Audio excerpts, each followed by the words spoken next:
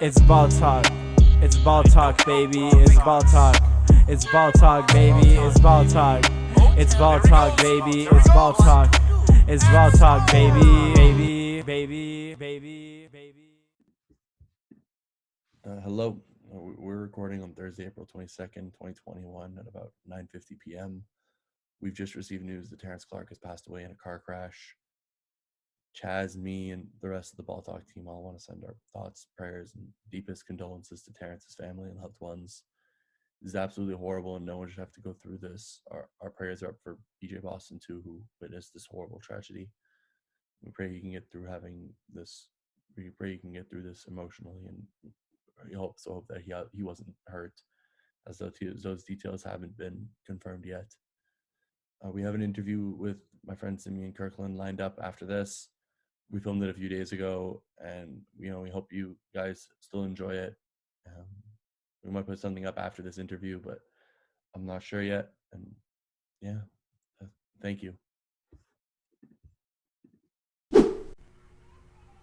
Hello and welcome to the Ball Talk podcast. I'm your host, John Sock. It is currently Monday, April 19th, 2021, 2:15 p.m. Eastern Standard Time. And as always, I'm joined by my main man, Chaz Jurgens. You know who it is. Today, we're lucky to have my good friend and recent commit to the University of New Orleans, Simeon Kirkland. Sure. Sim, it's great to have you on the podcast today. Thank you so much for coming. I've been wanting to get you on forever, if for no other reason than to have the tallest podcast ever done. Between me and Sim at 6'10", me at 6'9", Chaz at 6'1". This is I feel like this might be a record. We might have to call up Guinness or something. See who KG's gotten on.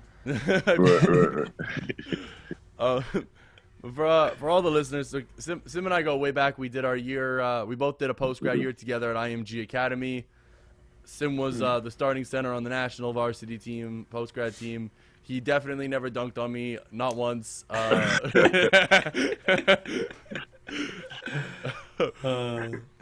Super athlete, super baller, and super great guy. So it's awesome to get you on, Sim. Appreciate you, man. Appreciate you. I appreciate it. I appreciate y'all for real. Appreciate y'all. So we want to start off talking about your high school career a little bit. Mm-hmm. So you've kind of been really lucky. You played with so many star-studded top level programs. You started your high school career at Little Rock Academy. Yeah. Which I will always remember as Derek Fisher's alma mater. No matter what, I will never forget that. But I remember we met at IMG. You were there for a visit. I was there for a camp. Yeah. You were telling me you had a few offers to go Division I, but instead of going D1, you did the post-grad year at IMG. You started every single game. You were on overtime every single day, dunking on everybody, all kinds of flashy dunks, flashy blocks, the whole 9 yards. Yeah. What went into your decision to do the post-grad year at IMG Academy? Going to I wanted to say my senior year I was at the Rock Academy, not Little Rock. My bad. Yeah, the Rock.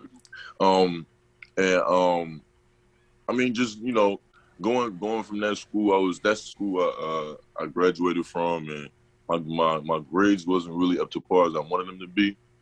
And I didn't want to go to school and go through summer school and all that kind of stuff, and not being able to commit somewhere and not be able to go to the school because my grades wasn't where they had to be.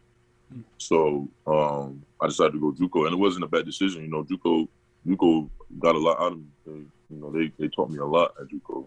It was a good decision for me, honestly. I love JUCO. It was great. So I want to talk. Hold up. So I feel like for you, I want to start with the IMG, then I want to do a little more on the JUCO. I feel like you were someone that really benefited from your year at IMG, not just as a basketball player, but for life. I mean, literally just the other day, you were hanging out with someone, with some people we met there. You were still in group chats with people. You're still tight with everyone. Yeah. I want you to talk to us a little bit about that experience at IMG. Oh, how went the IMG? Oh, my bad. Yeah. My bad. No, you're good. Don't even worry. No shit. Oh, my bad. Yeah, it's great. My bad. Yo, my bad. Yeah, man. Yeah. So when I was graduating from the Rock, my senior year, I had a couple D1s that wanted me, but John Mahoney. I know, you remember John Mahoney? Yeah, you remember John. Of course, I still get text every Monday morning. you still get a text every Monday morning? I answer every time, man. Come on, that's how I get out of bed. I got early class on Monday. John Mahoney is the only reason I get out of bed. I'm telling you. Hey, every Monday morning he texts us. Hey, this morning he texted us. You got it this morning? Of course I did. Dude, I have a tenant. It's the only way I get out of bed. I'm telling you. I wake up every morning. I read that text. I'm like, okay, it's time to start my week. Yeah, man. He called my dad. I guess him and my dad had a relationship before I went to IMG. They had a relationship a little bit. And he called my dad. He was like, yeah, man, we heard Sim just graduated. Does he have any schools looking at him? We want to D1. Like, what's the word? My dad was like, man, we just looking at some stuff right now. We think about going post-grad. He was like, okay, good, because I think he was coaching a post-grad at that time, so it just worked out. And then once I heard Ant was going there, we were going to have a pretty good squad. I just went ahead and committed when I ended with IMG. That's big. So for you, a big pull factor was being able to play with that elite level of talent around you. Yeah, for a fact, yeah, definitely. Yeah, I mean that still is just the single craziest collection of talent I've ever seen. I still talk about it all the time. I think we had like 10 guys go D1 from that team. Fact. Yeah. Like between like the entire starting five, and the first guy off the bench, Kyle, Ryan, Omer could have. He's playing pro right now. Tommaso. So many more guys. Tommaso, was Tommaso D1 or D2? He went, I think D2, but he was good though. He was good though. He could have. If he was a starter, he could have gone D1 somewhere. There's so much talent up and down the roster. So many players that went to college. So many people that you got to challenge yourself with. I think we even forgot some people. So if any of the old IMG boys are listening right now, and we forgot to shout you out, big apologies. Big apologies on that. It's too many of you guys actually did stuff. I only went D3. You had this insane collection of talent. How do you think that pushed you? Was that something that like you think really helped your game having that level of push, or was it more like you could have gotten that push from anywhere? Nah, definitely it helped me in my basketball career, just playing against those guys in practice every day. Me and Laz. I don't know if you remember Laz. Of course I remember Laz, dude. I love Laz. Yeah, me and Laz going at it every day, man. Just playing against, having if I had to switch on Ant, switch on EA, trying to figure out how to guard them, like just stuff like that, man. Just making us a better players. It was a great experience. Man. IMG was a great experience. I would never give it up for nothing. And I know your post game got a lot better from having to work with me every day. You know that. I'm taking a lot of credit for that. Anytime I see you post up videos, I mean to be like, yeah, that's me. I taught him that. Oh yeah, man, it was great. So we talked a lot about your growth as a player, but I also feel I want to talk to you about like the actual social experience that you had there, because I feel like you've made some lifelong friends there, not just on the basketball team. You were one of those guys who was just chill with everybody. Everybody loved Sim, Yeah. Talk to us about that. Talk to us about like how it was for you as an actual person. I know for some people the IMG experience, we had Josh Ozabor on a couple of weeks ago. And he talked about just how hard it is to have to work that much every single day. But you seemed, you were always in the best of spirits, always smiling, always having a time, always in your bag. I loved it. Yeah, of course.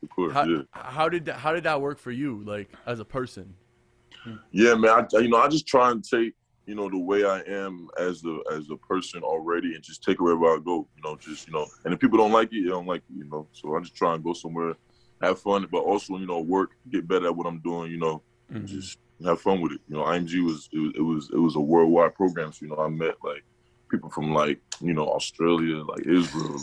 You from Canada, like, I would never think, what I'm saying? Like, I would meet this kind of people. So I just took advantage of it, bro. Just took advantage of it, worked, and have fun with it. Yeah, you clearly had a great time with it. I don't think I've ever seen you frown ever. Especially not. Maybe you actually know what. There was a few times in practice where Mahoney was really on you. Yeah, but off the court, I have never seen this man frown once. No matter how rough it is, the hurricanes, the anything. No, Sim was always there with a smile. It was actually, it was inspiring at times, honestly. After your year at IMG, playing with all the amazing talent we ran through, you decided to go to Florida Southwestern State College, FSW, an absolute for the listeners, an absolute powerhouse JUCO. Always one of the absolute best. Always. You went there with our IMG teammate, DeLazarus Keys. You mentioned him earlier. Yeah, again, you had some D1 offers, but you ultimately spurred them to go to JUCO. Talk us through that decision. What was it like to have all the to hear all the D1 schools and just be like, no, like I need more time. Right. Leaving, going from IMG to JUCO, it was crazy. It was actually stressful. I wanted to go D1, but I just wasn't ready yet. And I had to find the right JUCO to go to.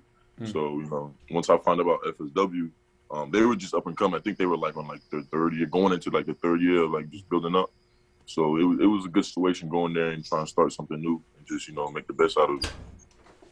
I remember we actually had played them during our post grad year, and you went off that game. I still watch that highlight tape every now and then. You were hitting threes, you were hitting everything. You were like, oh yeah, I'm just gonna be the best player on the planet today. It was absolutely ridiculous. So, I was like, yeah, I'm not. When you went there, I was like, yeah, I'm not surprised. He did torch you guys. It's like when Will got recruited by that one NAIA school, he dropped 40 on. It was the same thing for me. I was like, wow, just go embarrass this school. They're going to let you in. I want you to talk to us about your experience at JUCO, because I love to give the listeners something that they don't know about. And everyone's just watched Last Chance U. I'm going to address that in a little bit, but I want to start with just your experience. Tell us about how it was like for you 2 years at FSW State College. Like how was it for you, both from a basketball perspective and again, like a personal perspective for Sim the person? How was it? From a basketball perspective, it was great, man, because we also had good talent. We had transfers coming in. We had good players. Everybody on the team go D1 every year, so it's like the competition is crazy. And everybody's trying to make it out. So you playing against guys in practice who's hungry just like you is. You know what I'm saying? So the basketball perspective was crazy. It was great. School perspective was good. Fort Myers is a good city, so there's a lot of things to do out there. You got the beach, you got the women, of course. So it's a good environment, man. It was a great experience for me. Great experience. That's great. That's great. If you could go back, would you do it all again? I'll do it all again for a fact. I'll do it all again. I love to hear that. For a fact. You told us beforehand you've watched the new Last Chance U, the basketball Last Chance U. How much of that do you think was just like played up for the cameras, and how much of that was legit? As someone who has participated in the JUCO. Yeah, I'd definitely say about 25% was for the camera, 75% was probably legit for a fact. Yeah. Were there any moments that you thought that you watched and you're like, this is some camera stuff? Yeah. When the coach is going crazy, like loses his mind, I'm like, yeah, come on, bro. It was times. It was times. It was times when my homie would go crazy, but not like that. No. It was just crazy, man. It was just crazy. And then the players, they over dramatic. I just felt like it was sometimes a little too much for the camera. But the JUCO life on SNSU was definitely, 100%. Yeah. That's definitely how it is. Hey, I as someone who didn't go JUCO, who didn't get to watch that, it's nice to know, Right. It's nice to know about that stuff. Right. So you finished your 2 years at FSW. You did 1 year at UAB, not the best fit for you. You joined the biggest transfer class in the history of the transfer portal, which that's just got to be stressful. Got to put that out there. Yeah. Thankfully, you found a school. You ultimately decided to continue your education and your athletic career at the University of New Orleans. Yes, First, sir. Congratulations. Appreciate it, bro. You know what I'm saying?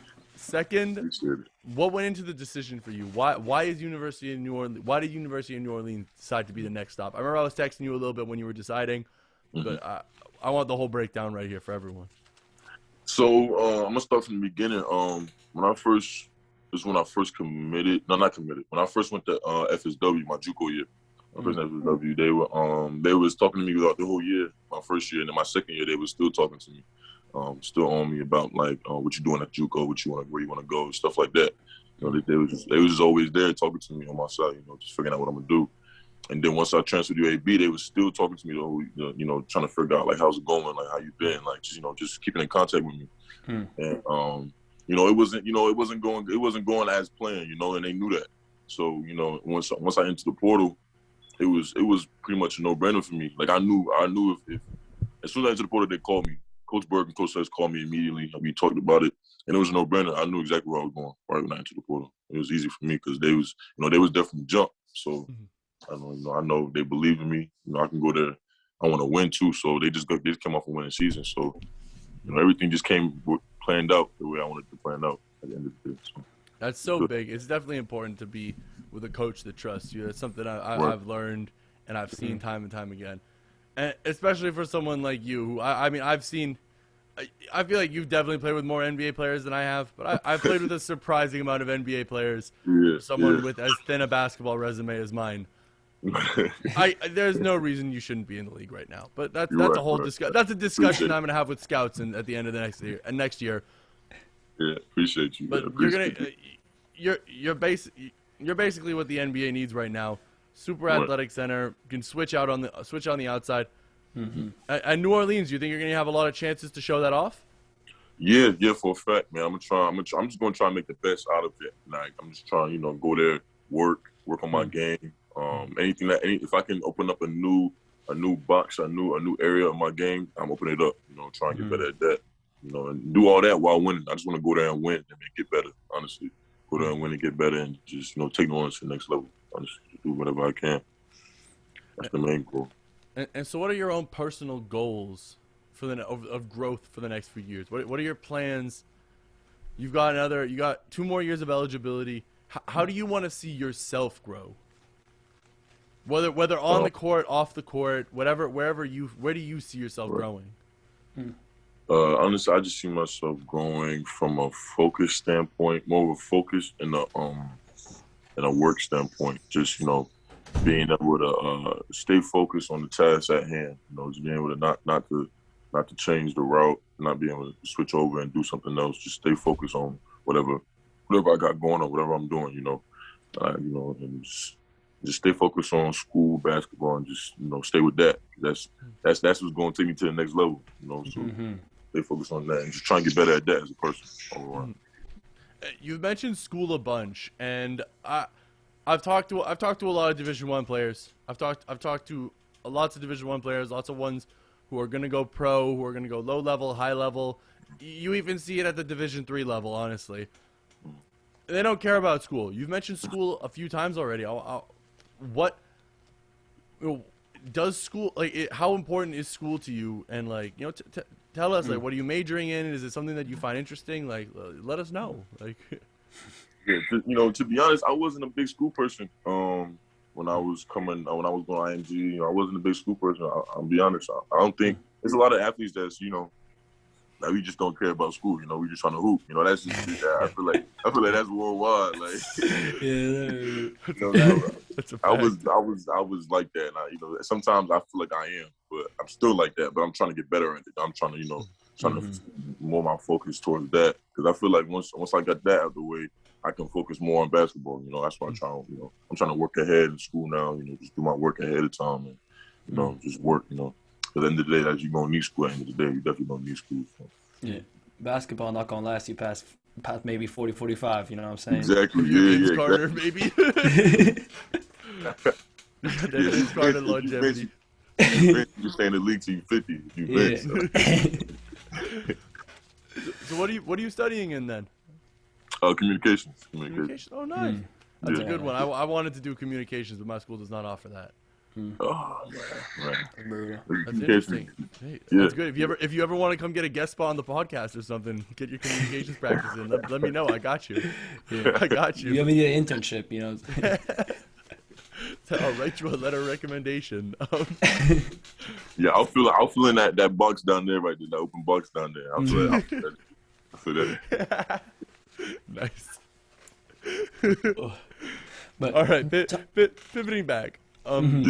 Honestly, you just got to New Orleans. You're starting off this year. You spoke a lot. You're trying to just come out and be the best you on the floor. Well, what's going into the work this off season? You have any new trainers, anything new that you're doing differently that you haven't done in summers before to really come Right. out and be the best version of yourself on the floor next season? Yeah, really it's me perfecting my craft that I'm already good at, just perfecting that, and then trying to add on more things. So like my post work is perfecting that, and then trying to add on like my shot, my jumper, my conditioning, stuff like that, and just try to add on to that. Because at this day and age, the bigs can't only be post players. You got to be able to stretch out a little bit, move the ball, be able to handle the ball, just be more like versatile. Yeah. So I'm trying to be better with that and just work on that mostly. Yeah, I mean, I didn't want to do this right now, but we're gonna do it. In a lot of ways, for anyone listening, Simeon's game really reminds me of like a really, really, really athletic version of Daniel Tice. And Daniel Tice is already the best player on the Chicago Bulls. Now that's exactly what you're saying. Yeah, he's going crazy. Someone trapped this guy. So what would you say is like your what would you say are some of your defining skills? When you say you want to get better at the stuff you're good at, what are those skills that you're like, this is something I built my game on?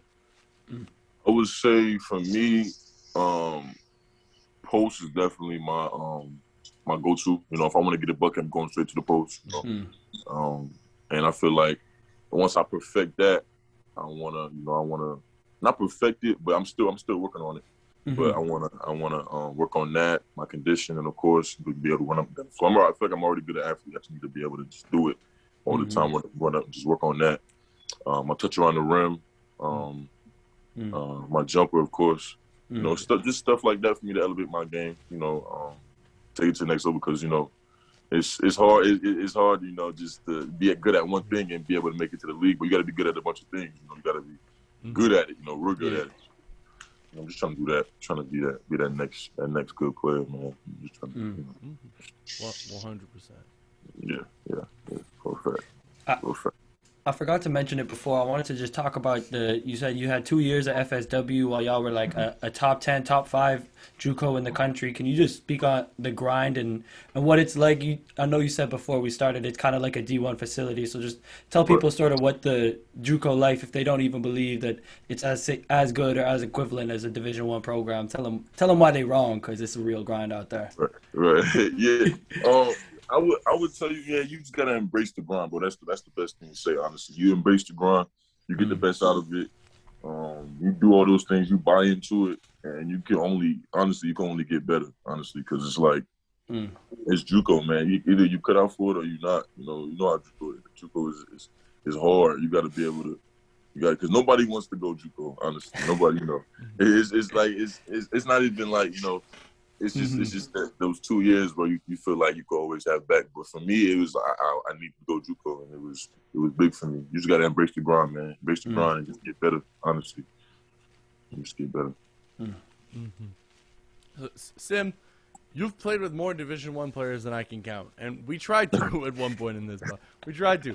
You've played with at least a few NBA players, especially with Eric Ayala declaring for the draft, and program favorite and your close friend Darius Days declaring for the draft.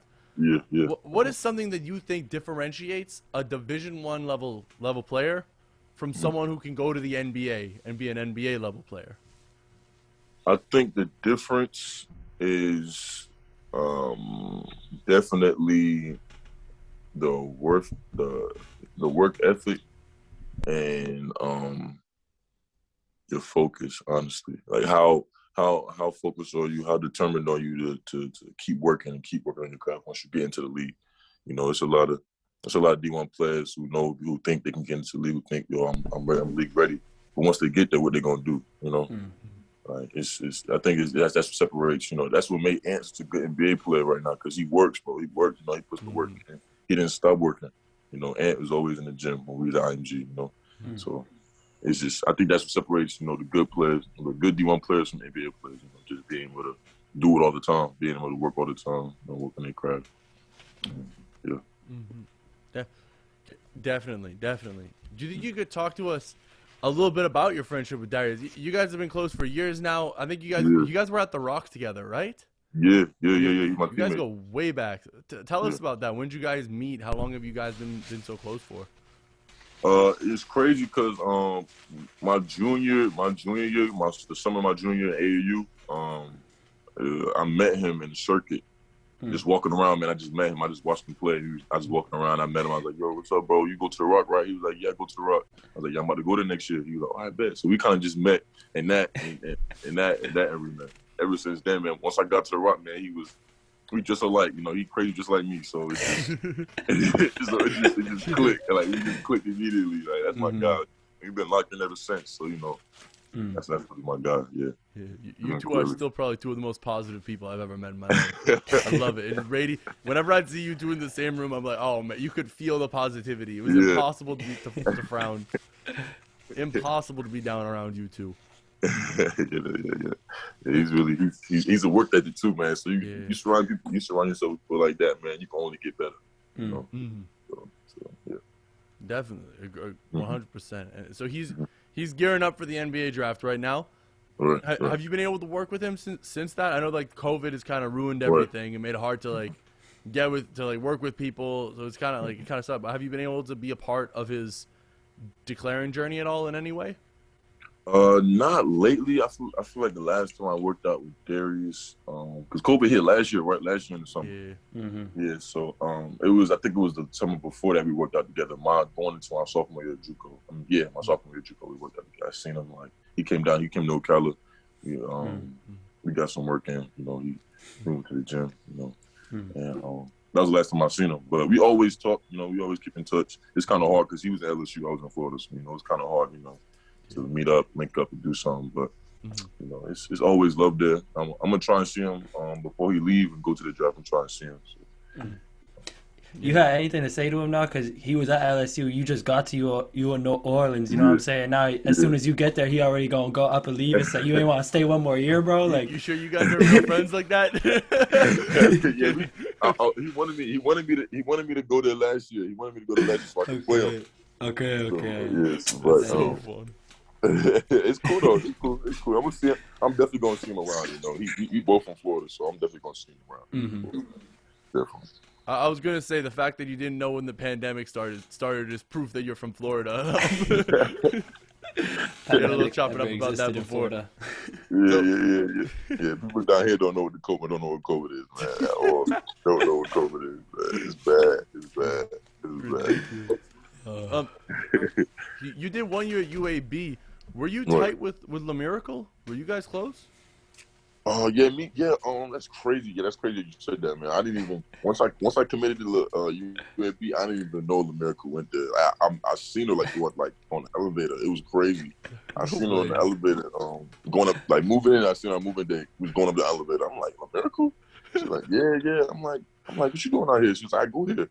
I'm like, wow, this is crazy. Like, she was on the postgrad team at IMG. Yeah, I was gonna say she was giving people buckets when we were on the postgrad team at IMG. Yeah, she was a beast.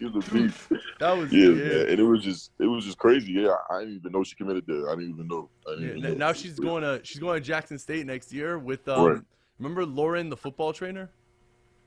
Oh, that's right. Yeah, Lauren. Yeah, that's right. Yeah. I thought you'd like that one. I had to... You know, Lauren. Oh man. Lauren. We all go way. John knows. John. Yeah, hey, me and Lauren go way back. I still text her every now and then. I still send her love every now and then. Oh yeah, she's cool people. She definitely cool people. Yeah, she definitely cool. Yeah, she's cool. I still text Ben every now and then.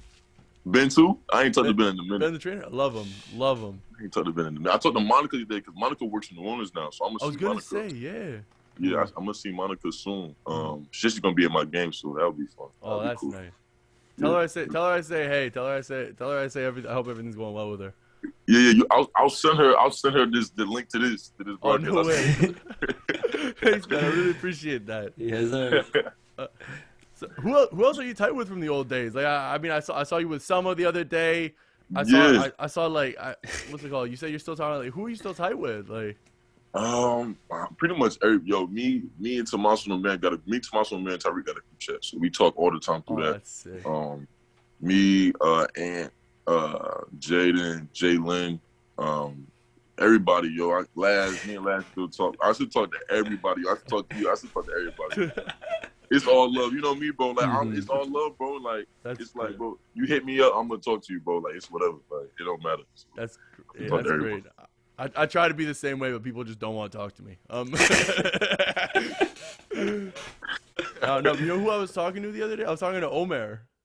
Okay, yeah. Just 'cause he's down playing pro in Israel. I'm looking at going down to say what's up to him. So Yeah, Omer. Yeah, he told me he was going to do that, man. Omer's nice, man. People don't know how nice Omer is Omer is. nice. Yeah. Omer. Whenever I try to explain to people how good Omer, our yeah. IMG team was, I point at Omer and I say this guy couldn't get a D1 offer, and Right. he's better than every D1 point guard I played with. Like, Yeah, no, for real. Yeah.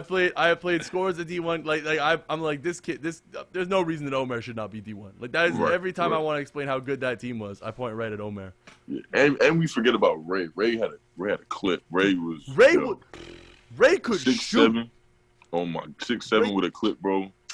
Ray could shoot. Ray, bro. That's tough. During summer workouts, Ray gave me nightmares. I was like, I need to wake up tomorrow and guard this guy. Like, how do I literally was like, what am I supposed to do? Like, I'm not fast enough to like get out on the outside.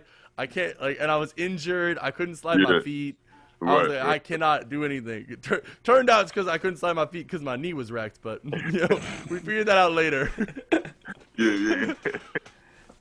Yeah, man, he had that one crazy overtime mix, right? Yeah. Ray was good, man. I'm telling you, man, we had some good players, man. Like, he was just crazy. Like, it was just crazy. Absolutely crazy. Shout out Coach Mahoney for getting us all together on that. Like, Right. That's Right. to get that many people to buy in is insane. Like Kyle went D1 and he wasn't even on the national team every day. Right. Like, Right. That's it was crazy. just such a collection of talent. Like the fact that we kept it all together was absolutely amazing. Nuts. Crazy, man. All right, Sim. Is there anything you want to tell the people before we close this down? No. I mean, just if athletes are watching, just stay focused. Just work on your craft, man. Make the best of everything you do. Honestly, make the best of everything you do. Just worry about you. Yeah, worry about you at the end of the day. Worry about you. Don't worry about nothing else. Worry about you. We love that, man. It's been an absolute pleasure to have you on today. This has been Appreciate awesome. Please go kill it for us at UNO so we can get Got you you. back on this podcast next year to talk about how you need to get drafted in the first and which teams are going to be stupid for not taking you.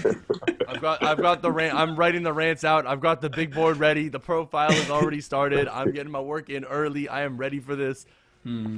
It's been absolutely awesome to have you on. Make sure to stay in touch, man. Definitely awesome. Of course, always. I appreciate you.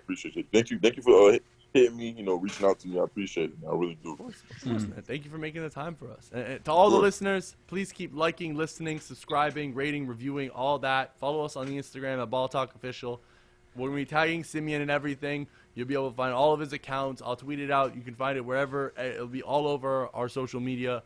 And stay tuned. We'll be back in a second with a little bit of some basketball stuff that we haven't written yet because we're doing this a week before it'll be posted.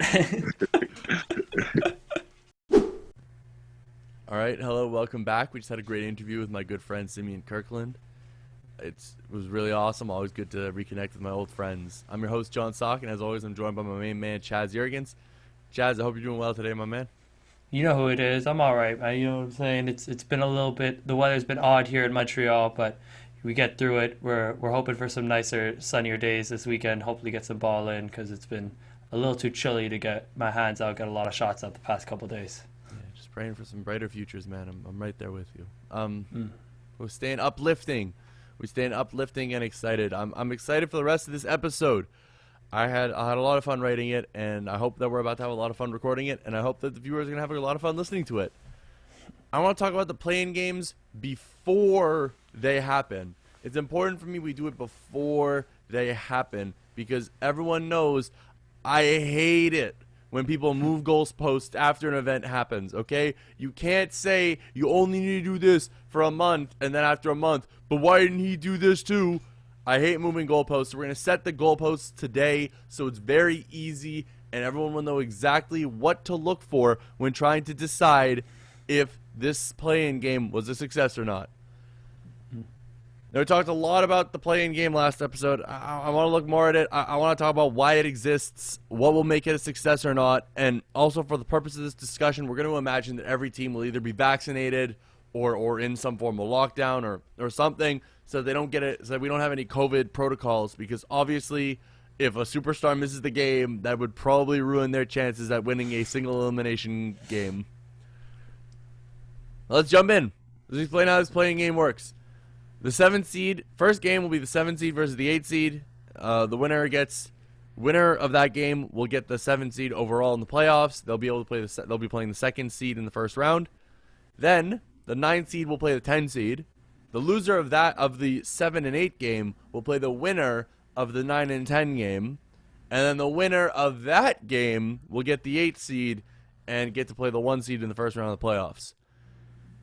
Now, there's a bunch of reasons for why the play-in game exists. No particular order. To make up for the lost 10 games of the season. To add an exciting one-game elimination format early in the playoffs where ratings were down. And to curb tanking. And ultimately, like everything else in an entertainment league, to make money. Just as a reminder, this game was agreed to unanimously. Every team signed up. Every team agreed to it. Every single team signed on. Mark Cuban and the Dallas Mavericks signed on, so they should not be complaining. You had your chance to voice your complaints. You guys agreed to this. You don't get to get angry about it now that you guys will actually be in the game instead of just getting your split of the revenue from it. If they at least were a 5 seed, if they were just a 5 seed, it wouldn't have looked so weak sauce, but it really did. They complained that it cheapened the regular season work, but like, dude, you're the 7 seed. You're not the 1 seed, okay? You didn't have that good a regular season. Usually in the if you were in the East, I'd assume you were below .500. Like, the 7 seed isn't exactly elite. If you lose 2 games in a row to lower seeds to be eliminated, you definitely weren't going to beat the 1 or the 2 seed 4 times anyways, so why are you fighting for this spot? I don't want you to have it anyways if you're worried about losing twice in a row to, right now it'd actually be Memphis and Golden State. Those are 2 good teams, but they're not that good. They're not Utah and Phoenix. Yeah. No, I mean, for Dallas to come out and they had a little bit of arguments, I guess it's because Luka's expected to do more this season than they thought he was going to have to, because the rest of that team has looked pretty bad around him for most of the season. They've been picking it up now, but for a 7th seed to come into it now and just be like, oh, now that we're going to be the 7th seed, this is something that disadvantages us, let's complain about it.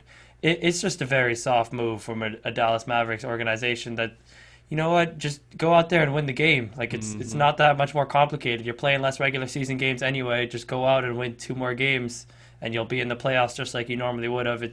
It's not a lot harder than it would have been from a 7th seed. If you didn't expect to win the playoffs, like you said, don't be complaining about having to play lower-seeded teams when you're going to have to play a higher-seeded team if you make the playoffs anyway.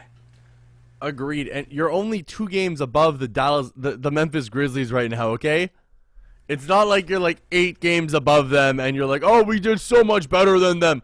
Dude, like 1 bad losing streak and you're going to be below them. Very, very weak sauce, you know? Very, very weak sauce, in my opinion. Everyone knew you needed a 6 seed. Don't act like this is some 11th hour change. This is that same goalpost discussion we were having, I mentioned earlier. This is moving the goalpost. Oh, no. You knew from the start you needed to be the 6th seed. Why are you angry that you're not the 6th seed? You knew it from the start. Maybe you shouldn't have rested Kristaps in so many back-to-backs during the season and tried to win some more games. Maybe you should have built a better team. Moving on from that to actually talk about the game, we have 2 big questions to ask to decide if this game worked or not. The first, well, I guess 2 questions to then figure out what we need to be looking at. So the first is, what should we be looking at from a basketball standpoint to determine if this game was a success or not? And the second is to look at it purely from, like from the numbers perspective in terms of ratings and money and income brought in, and look at it from that perspective. So those are the 2 perspectives we're going to be looking at. The first perspective we're going to look through the basketball perspective first. We're going to look at the game purely from how it changes or improves or disproves or what's the opposite of disproves? Weakens? I said weak too many times when I was calling the Mavericks weak sauce. Weakens the NBA basketball product. And in my opinion, the first telltale sign that this game has been, from a basketball perspective, that this game has been working is if there is more or less tanking. Now, despite the amount of blowout games we've seen this season, this is the most competitive NBA I've seen since I was a teenager. Other than OKC's blatant tanking, every team that has had even a small chance of making the playoffs is trying to make the playoffs. Pretty much every team except for Houston, OKC, Detroit, and the Orlando Magic is trying to win every single game, every single night this season. Even the T-Wolves are trying when really no one would blame them for curling over and calling it a season. At the time of recording this, the Chicago Bulls are the 12 seed in the East, and they trade 2 first-round picks away in a win-now move to bring in Nikola Vucevic. They're the 12 seed. They're the 12 seed right now. The Sacramento Kings were getting offers with multiple first-round picks for players like Harrison Barnes. They were offered, I think they were offered seconds and stuff for guys like Buddy Hield. They didn't trade anybody. They're the 12 seed in the West. Almost every team is trying to win every single night, and their organizations are behaving that way. It's not even enough that they're trying to win. Their organizations are trying to put out a winning product every single night. Mission accomplished. Yeah, I think the playing game has been great for this because a lot of it gives you to that basketball mentality of if we can just get to that 10 seed, then we got a couple guys on this roster that we believe can win us 1 or 2 games, and all of a sudden you're in the playoffs. And I think that mentality has transpired through a lot of the league and a lot of the low-ranking teams and a lot of the players who just they don't want to go out there and just not play games to win. Guys go out there to compete at 100% every single night. And now that reaching the playoffs or having an outside shot at them is a lot more attainable for a lot more teams, you see a lot of guys leaving it all on the line every single night, going out there playing a full 72 games if they can. And it's going to be an exciting down the stretch here, especially the last 10, 15 games of the season, to see how many teams really move in and out of these last couple spots. And then what it does moving forward for the league. I mean, I know this playing game is only supposed to be for this season right now. It's kind of an experiment, but I think, like you said, the way that teams have been competing this season and the competitiveness of almost every single matchup you could tune into after the All-Star break shows that the NBA needs to advance with something like this or this playoff game in its current format for seasons to come, I think. I fully agree. I do think that there needs to be some tweaks, but I think this is a total win for the anti-tanking crew. I think we've never seen more teams that are going out trying to win every night. The Cleveland Cavaliers are trying to win every night. They're 3 games out of they're 3.5 games out of the 10 seed. No, they're 4 games out of the 10 seed right now. They're still trying to win. Every team is still trying to win. They know that they're so close to winning. I think they should expand the lottery to 18 teams so that every team that's in the play-in is also in the lottery. Even if they make the playoffs, even if they go on a win streak, I just think that would really encourage everyone to go for it. But even if they don't, the NBA is in a great place right now competitively.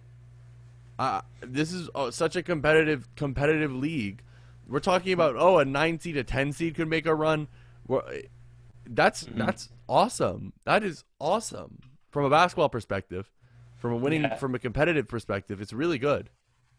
And it's a complaint that a lot of the casual fan and a lot of the average sport fan would usually have with the NBA is that the league is rigged, or it's more like you can already know what 3, 4, 5 teams are going to be in the finals every year. And I think what this playoffs is really showing in this 10 seed is that at the top of the top, there are a few teams that are perennially there, but really throughout 3 through 10 in both conferences at this point, it's kind of a toss-up. Like there starts to be different striations and different levels, but at a certain degree, it's really every team is competing for home court advantage, for just making the playoffs. You see competitive games every single night between all different seeds, between conferences, within conferences. So it's been a great season for the NBA in terms of just competitive product being put on the floor, and I think the playing game has a lot to do with that.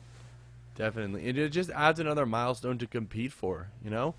If obviously everyone competes for the 1 seed, everyone competes for the 2 and the 3 seed, everyone competes for the 4 seed because it's the last seed with home court advantage. Everyone competes for the 6 seed because it's the last seed that's not in the play-in. Everyone's competing for the 7 seed so they don't have to fight for the play-in. Everyone competes for the 8 seed to not get booted. Everyone's fighting for the 10 seed to just make the play-in. It just adds another level of what you're competing for, and it makes teams want to fight more. That puts out a better product every night, I believe, from what I've seen so far. And one more thing, it also opens up the opportunity for a lot of teams and coaches maybe to talk about some new records of the first 10 seed to make it all the way to the conference finals. Or, you know what I'm saying? There's going to be a lot of opportunities for guys to carve themselves a new little path, a new little, maybe Colin Sexton and Darius Garland cement themselves as the Sexland backcourt that went from 10th to the Eastern Conference Finals, you know? So there's going to be a lot of interesting things I think could come out of this playing game that get a lot of guys motivated and make the games itself too a lot really exciting. Fully agreed. The next thing I would be judging the play-in on is the actual results. Once again, we're still in the basketball only perspective. We're not looking at it from a numbers, from the metrics standpoint, the metrics of money standpoint. I want to know the actual results. I'm looking to see if any seeds actually move up or down, and if those seeds win at least, say, 2 games in round 1. If we get the same 7 and 8 seed in all the games, and all of them lose in 5, I think people are going to call this game a total failure. Now, I don't agree with that because we just talked about tanking and all the good this has done for anti-tanking, but I get where they would be coming from, and the fear would be, you know, oh, do I really want to be the 9 seed that gets booted? Do I want to throw my play-in game as an 8 seed so that I don't go into, so that I can have better lottery odds? That's why I proposed the lottery change. So I don't agree with it, but I get where you'd be coming from, saying that if nothing actually changed from this game, then it would be a failure. Any thoughts? Yeah, I mean, I just think it would be honestly pretty rare at this point to see the 7 and 8 both go through and they get knocked out. If it were to happen, I think at a certain degree you got to just say, well, this is what the playoffs is supposed to be, right? At the end of the day, this is what the playoffs would have originally been, and I don't think there's anything wrong with giving a couple teams 1 or 2 extra games for a shot to make the playoffs the most competitive they could be. Even if the 7 and 8 went out, at least the 9 and 10 got a shot to see, okay, the 7 and 8 are a little bit more tested, a little bit more proven going into the playoffs than they would normally have been. And if people are to call it a failure, if both teams end up losing their lottery odds because you go from 10 to this 8 seed and then you end up getting swept in the first round, I think you got to value the playoff experience that your players are going to get. I think you look at the other benefits of making a little bit of a run, see what your team can build off of it, and how players are more willing to want to go to a team that's going to compete and come out of the play-in game and make it into the playoffs than teams that are just going to want to drop out in an effort to try to save a half a percentage on their lottery odds. I can tell you right now, if a 7 seed has a really good first round, I'm gonna tell you that it was because they were battle tested by the play-in game, or something like that. I figure the lowest bar for not being able to say that it was a loss, that you cannot argue that the play-in game was a loss, would be either that the 8 seed takes the 7 seed. Absolute lowest, say 8 and 7 switch, 8 seed becomes the 7 seed, 7 seed becomes the 8 seed. So if we were in the West, that would be Dallas is the 8 seed, Grizzlies are the 7 seed. Or in the East, it would be Heat are the 8 seed, Hornets are the 7 seed. Those would be some really good 8th seeds.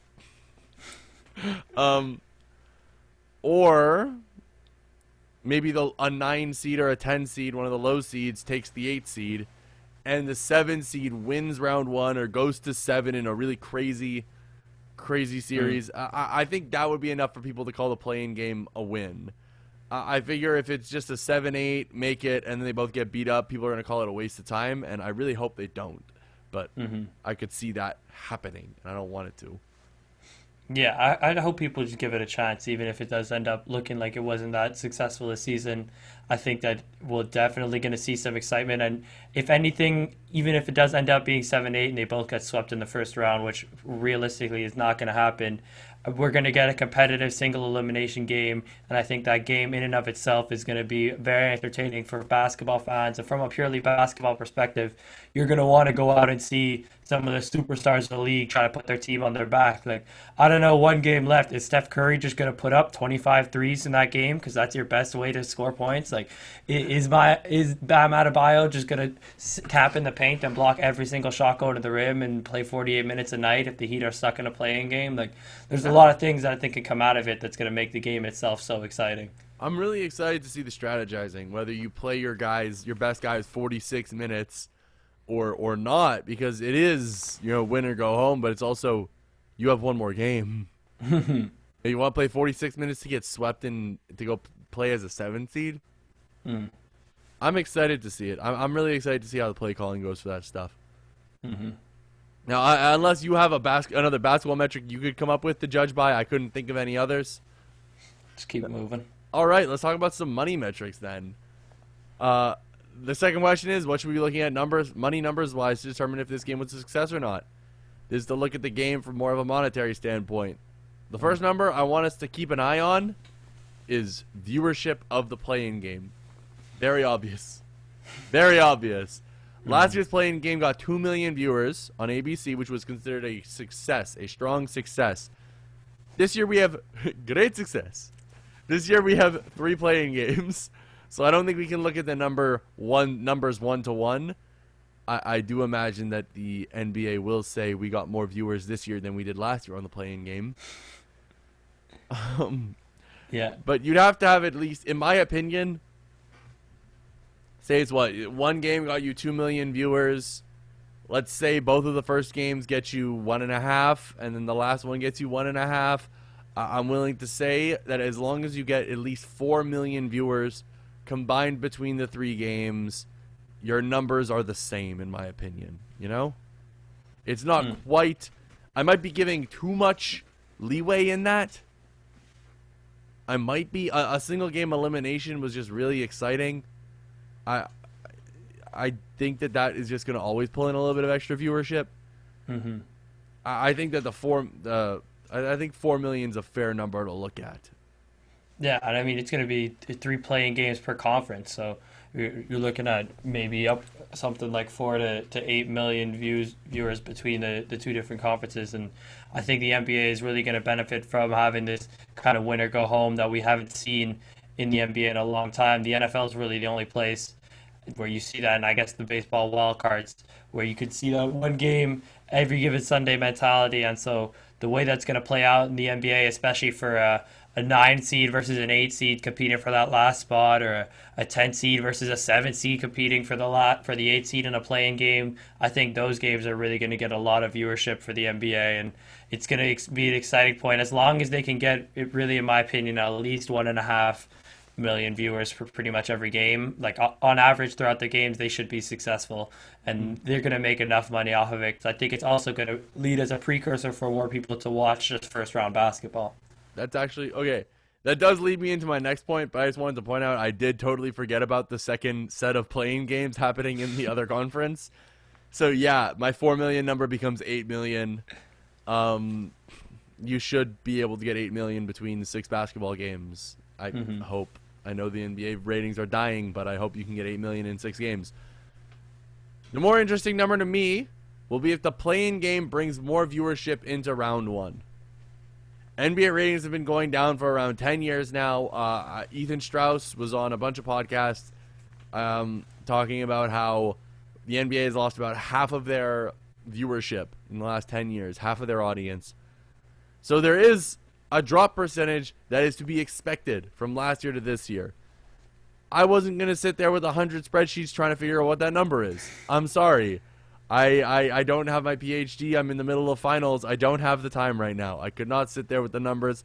I couldn't even find them. I actually did look around a lot. It's not as easy as you'd imagine to find those numbers. They're not just tracked right there, then and there, easily. They show you the finals numbers, but it's hard to find. First round, game 1.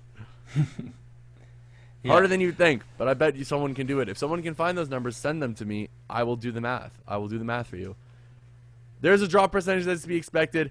If that drop is less, or even better, if there's an actual growth in NBA ratings in the first round, that should play into how we view the play-in game. 100% if ratings are up, or at least not down as much as usual this year, round 1, play-in game's a success, period. Pack it up, go home. We're doing this every year. Yeah. And I think one of the big factors that could draw a lot of viewership for the NBA with this play-on game is the idea of Cinderella stories that we love in March Madness, that we love to see. Is now you can have teams that you can have the casual fan sort of fall in love with oh wow, I watched this 9 seed, this 10 seed win a 1 game elimination and then win another one to make the first round and oh wow, they pulled an Orlando Magic and they won the first game of the series. So now they're in a real driver's seat and you're getting people tuning in for games 2 and 3 and 4 a series. And I think this is the playing game's got a lot of potential for a lot more viewership throughout the playoffs. And if the NBA can sustain big numbers throughout their entire playoffs, they're going to be living and loving the amount of viewership given off this playing game. And I think Adam Silver is going to be doing more. And maybe we get 12 down into the playing game and make a whole new tournament based into it. I was thinking about that, how deep you can go without cheapening it. You mentioned Cinderella stories, and I just wanted to give a shout out to my dad right here. We might get our own Oral Roberts moment in the NBA playoffs, and my dad would love that. As long as we get a prayer circle, my dad is in.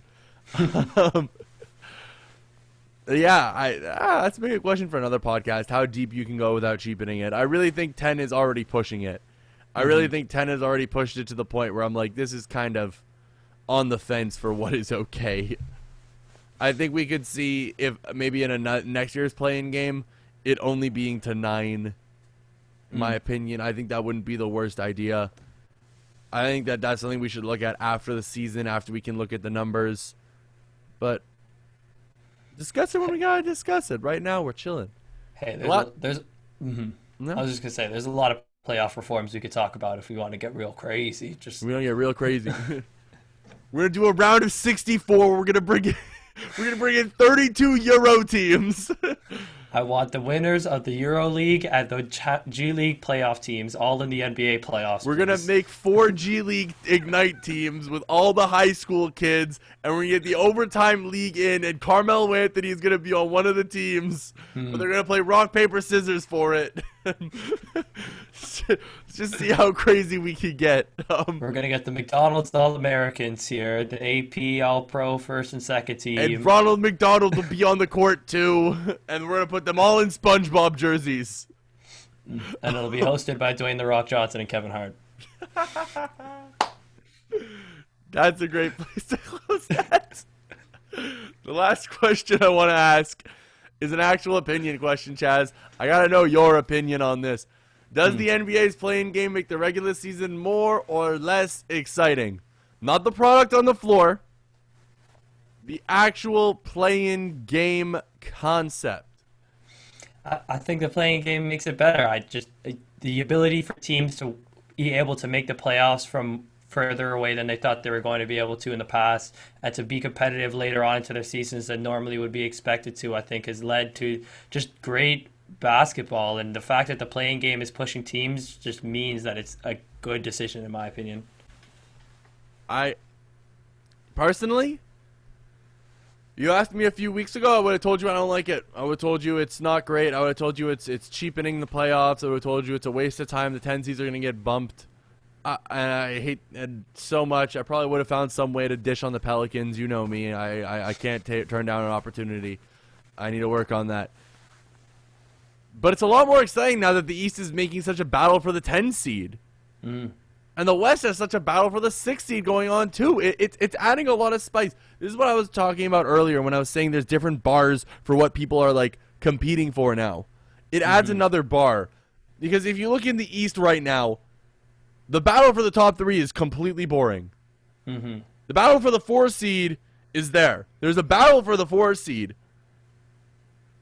Doesn't feel particularly bloodthirsty, I'm going to be honest. You've got the Knicks on an 8-game winning streak, and that's about it. Everyone else, it's like, well, they might get it. They might not. No one's particularly freaking out about that. The fight for the 6th seed in the East is real. The fight to not fall below Miami is real. And the fight for the 10 seed is bloodthirsty. These teams are coming out fighting for it. In the West, that 6th seed fight, the fight for the Lakers not to fall to it, the fight for the Mavericks to get into it, it's real. There's a fight there. Yeah. And when you sit there and I'm sitting there and I'm like checking to see, oh no, I hope the Dallas Mavericks don't win this next game because I don't want my Lakers to fall down. I say as the Lakers are down 11 at halftime, please don't lose. They're going to lose. I know they are. It's fine. I've come to terms with it. AD's back, though. AD's back, though, and thank God for that. Thank God for that. Yeah. But it's added a whole new kicker to it. People are talking about a mid-season tournament might spice it up. I think we just need to work on forming better, on talking about the narratives better. I think that this is the fact that this isn't more exciting is squarely on NBA media. This is super exciting for anyone who is actually like a really big basketball fan and is sitting there watching every game. The fight for the 6 seed is real. The fight for the 10 seed is. There's lots of stories. There's lots of stories, and unfortunately, this is a story-driven league. This is a league, unlike the NFL, where there's one game a week, so everyone can watch it and tell the stories. This is the NBA. This is the NBA. We don't have that luxury. We have about we have 4 games a week. We're averaging 3.7 games a week for every team for the rest of the season from the start of the second half to now. We're averaging 3.7 games a week. No one's watching every game. No one is watching every game. You can't write your own stories. They need the NBA media to come and write stories for the games that you're missing because no one is watching every game. It's on the NBA media for not hyping us up more. It's on ESPN and ABC for not picking up more games that are battles for the 10 seed, battles for the last play-in spot. You know, put some gold on it, make it a bigger deal. Make it a bigger deal. And I think even within you mentioned the different bars for competition. I think even within that, like 7, 8, 9, 10, and just that competition, like the 4 through 6 is competitive, the 7 through 10 is competitive, and just that battle for seeding for the play-in games. I mean, that home and away, maybe not this year, maybe even for some teams even more than usual this year, to be able to have the little bit of fans in your crowd can make such a huge difference, especially in a playoff atmosphere when you know they're going to be giving everybody the T-shirts and everything. It's going to be a big difference, and I think it's going to cause a lot of teams down the stretch, you know, where some team would rather mind the 6 or the 7. Doesn't really matter. Either way, we're going to have to play a top team in the playoffs. It's like, no, now that's a major difference between the 7 and the 8. It's not just whether you're playing the 1 or the 2. It's whether you have an away game or you have a home game to try to clinch a playoff berth. There's a lot of things that go into this play-in tournament that teams aren't necessarily getting credit for having to fight for, because there's a lot of spots that nothing's given up for grabs in the NBA. Teams are going out there and taking it every night, and it's been crazy competitive for every single spot. I've been loving to watch the race. Just the 7 through 10 in the Western Conference has been flip-flopping for the last 2 weeks so much. It's crazy to watch. And the 10 seed, I mean, the Eastern Conference has been tied for the last 2 weeks, too. It's heating up at the end of the season. It's heating up. That 6 seed is so valuable. I feel like we should talk about it. We're going to talk about it. I don't have any notes. That 6 seed is so valuable. Getting that 6 seed not only means you don't have to play in the play-in game, not only means you are clinched, you know where you're going, you don't have to fight for that. Not only do you skid by the skin of your teeth. That's not the expression. It's close enough to it. You also have extra time to scout for that 3 seed game. You have more time to get ready for that 3 seed game. You don't have to go against one of the 2 best teams in your conference. You got more time to scout because there's going to be, I think 2 days for this. I mean, it depends if we're in a bubble or not, obviously. But I think for the play-in, they're gonna drag it out at least 3-4 days. It's at least gonna be 3 games in each conference. No way it's gonna be more than 3 days. Actually, yeah, for both conferences, I forget about that. I don't know why that has been so hard for my brain to grasp, the concept that there will be 2 conferences. But still, I figure at most we're looking at 4 days, which is 4 more days to get ready for your 3 seed matchup, and that's usually a winnable series. The 6 can beat the 3. This isn't a 1 versus 8, 2 versus 7, where if it's a blow, where if it's like, oh my goodness, upset. Like, this isn't Virginia UMBC we're looking at, okay? This is like, I don't know, this is like when UCLA beat BYU. It's like, oh, we're an 11 seed, we beat a 7. You know, it's not a huge deal. It's big, but it's not like, whoa. So, it's there. I'm excited to see if the 6 seeds come out swinging a little harder this year because of that. Because they have more time. And especially in a season like this year where there's been so many injury issues and there's been so many protocols, just to have those couple extra days where you don't actually have to go into games, where you're not prepping to go play one team and then another team the day after, where you can sit down, relax, go through your sets, make sure everything's proper with you guys and your team offensively, defensively, you get extra film. It's going to be crucial. That 6 seed is going to be if the Lakers can lock that up, I know LeBron's going to be thrilled to have the extra scouting time and get even more ready for that eventual Clippers matchup in the first round. Hey, they're still up. They've still got a good amount of distance between them and Portland and Dallas right now. Although this loss will not help them at all.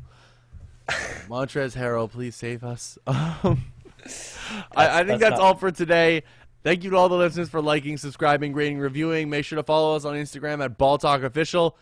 And as always, thank you for tuning into Ball Talk. It's Ball Talk. It's Ball Talk, baby. It's Ball Talk. It's Ball Talk, baby. It's Ball Talk. It's Ball Talk, baby. It's Ball Talk. It's Ball Talk, baby. Baby, baby, baby.